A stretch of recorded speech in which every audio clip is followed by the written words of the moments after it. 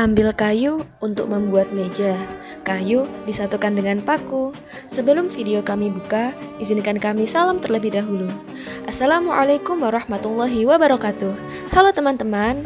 Sebelumnya, perkenalkan kami Kandita Deswira Herdanti, Muhammad Akbar Fauzan Ali, dan Safita Mahyubudi dari kelompok 2.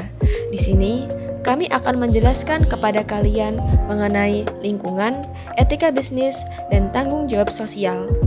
Yang pertama adalah lingkungan bisnis atau lingkungan perusahaan. Lingkungan bisnis adalah segala sesuatu yang mempengaruhi segala aktivitas bisnis pada suatu lembaga atau perusahaan. Lingkungan bisnis atau lingkungan perusahaan ini memiliki peran besar dalam mempengaruhi keberhasilan dan profitabilitas perusahaan. Jika lingkungan perusahaan berubah, maka itu juga akan mempengaruhi keputusan strategis suatu perusahaan. Lingkungan bisnis ini dibagi menjadi dua, yaitu lingkungan bisnis internal dan lingkungan bisnis eksternal. Lingkungan bisnis internal merupakan suatu lingkungan yang memberi pengaruh secara langsung atas keberlangsungan bisnis. Yang merupakan lingkungan bisnis internal diantaranya adalah yang pertama, man atau manusia, yang kedua, money atau uang, yang ketiga, materials atau bahan, yang keempat, machine atau mesin, yang kelima, method atau metode, dan yang terakhir adalah market atau pasar. Kemudian yang kedua ada lingkungan bisnis eksternal. Lingkungan bisnis eksternal merupakan segala sesuatu di luar batas-batas perusahaan yang memberi pengaruh secara tidak langsung terhadap perusahaan. Lingkungan bisnis eksternal ini dibagi menjadi dua, yaitu yang pertama, lingkungan bisnis mikro. Di antaranya adalah pemegang saham, kreditor, pesaing, karyawan, supplier, distributor, dan konsumen.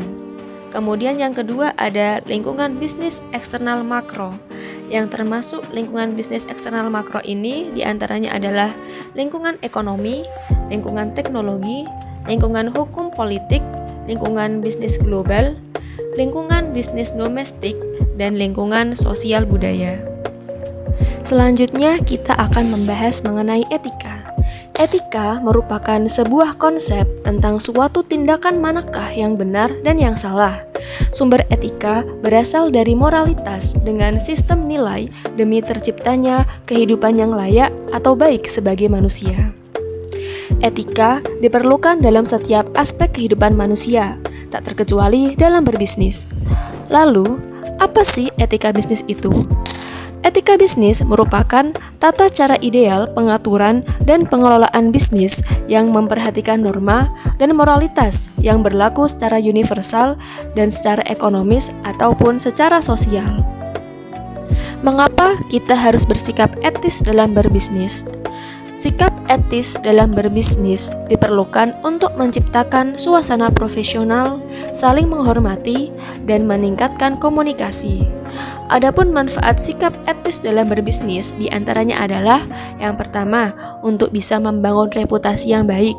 Yang kedua, untuk bisa menambah kepercayaan dari pelanggan, mitra, dan masyarakat. Dan yang ketiga, agar bisa terhindar dari masalah hukum. Ada 5 prinsip dalam etika bisnis. Yang pertama, ada prinsip otonom. Prinsip otonom ini maksudnya adalah bahwa perusahaan secara bebas memiliki kewenangan sesuai dengan bidang garap yang dilakukan dan pelaksanaannya sesuai dengan visi dan misi perusahaan. Kemudian yang kedua ada prinsip tidak berniat jahat. Dalam mendirikan bisnis, kita perlu niat yang baik, seperti meningkatkan kesejahteraan masyarakat dan memenuhi kebutuhan konsumen tanpa merugikan pihak manapun. Yang ketiga, ada prinsip keadilan. Bersikap adil kepada semua pihak dengan tidak membeda-bedakan dari aspek apapun. Contohnya, ketika memberi upah karyawan, pebisnis harus memberi upah secara adil sesuai dengan kontribusinya dalam perusahaan dan pelayanan terhadap konsumen. Yang keempat, ada prinsip hormat pada diri sendiri. Ini adalah prinsip tindakan dalam berbisnis yang dampaknya akan berpulang pada bisnis itu sendiri. Maksudnya adalah, dalam berbisnis, apa yang kita lakukan, maka itu juga yang akan kita dapatkan. Misal, bisnis kita memberi kontribusi yang baik ke masyarakat, maka otomatis masyarakat juga akan bertindak serupa dan memberikan feedback yang baik pada bisnis kita. Yang terakhir ada prinsip kejujuran. Nilai kejujuran ini adalah nilai paling mendasar dalam pengelolaan bisnis, karena nilai kejujuran ini sangat menjamin keberhasilan pengelolaan suatu kegiatan bisnis. Jika nilai kejujuran tidak diterapkan, maka bisnis ini sendiri juga tidak akan bertahan lama. Dalam dunia bisnis tentunya kerap kali kita pasti akan mendengar beberapa masalah yang timbul dalam mewujudkan etika bisnis. Adapun beberapa faktor pendorong adanya masalah dalam etika bisnis diantaranya adalah yang pertama, mengejar keuntungan dan kepentingan sendiri. Hal ini merupakan salah satu faktor pendorong hingga akhirnya timbul adanya masalah etika bisnis. Yang kedua, adanya persaingan untuk mencapai laba perusahaan. Dan yang terakhir, adanya pertentangan antara nilai-nilai perorangan yang mana itu untuk mewujudkan tujuan organisasi atau perusahaan. Selanjutnya, kita akan membahas mengenai tanggung jawab sosial. Tanggung jawab sosial adalah komitmen usaha untuk berorientasi secara legal dan etis yang berkontribusi pada peningkatan kualitas kehidupan karyawan sekeluarga, komunitas lokal, dan masyarakat yang dalam rangka untuk mewujudkan pembangunan berkelanjutan. Jadi, tanggung jawab sosial itu bisa dibilang sebagai cara perusahaan untuk berperan serta dalam pembangunan ekonomi berkelanjutan untuk meningkatkan kualitas kehidupan dan lingkungan yang bermanfaat bagi perusahaan ataupun masyarakat. Bentuk-bentuk pelaksanaan tanggung jawab sosial. Yang pertama adalah pelaksanaan hubungan industri Pancasila atau biasa disingkat HIP. HIP sendiri adalah sebuah hubungan industrial yang berlandaskan pada ideologi dan nilai-nilai dari Pancasila. Yang kedua ada analisis mengenai dampak lingkungan atau AMDAL. AMDAL ini merupakan sebuah kajian mengenai dampak kegiatan perusahaan terhadap lingkungan. Tujuannya adalah untuk menjamin kegiatan usaha dari perusahaan ini agar bisa berjalan tanpa menghambat ataupun merusak lingkungan hidup. Yang ketiga adalah dengan penerapan prinsip K3.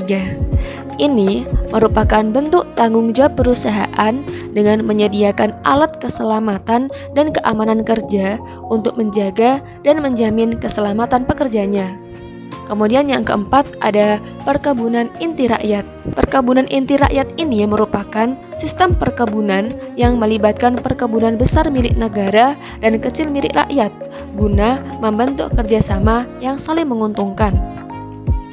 Yang terakhir adalah sistem bapak anak angkat, yaitu merupakan sebuah sistem di mana perusahaan besar mengangkat perusahaan kecil atau menengah sebagai mitra kerja yang harus dibina.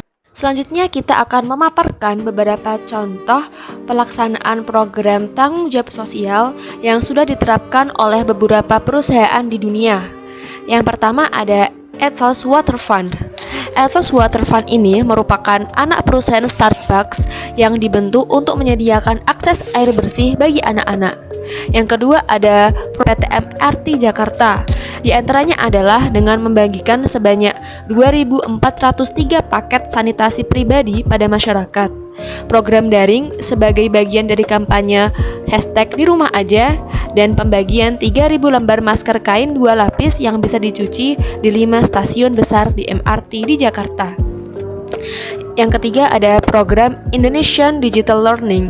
Program ini merupakan program yang didirikan oleh PT Telkom Indonesia dengan tujuan untuk mendorong terjadinya perubahan paradigma digital untuk guru di seluruh wilayah Indonesia. Nah, teman-teman semua, setelah kita selesai bahasan mengenai etika bisnis dan tanggung jawab sosial, tentu kalian semua pasti bertanya-tanya, terus apa sih hubungan antara etika bisnis dengan tanggung jawab sosial itu?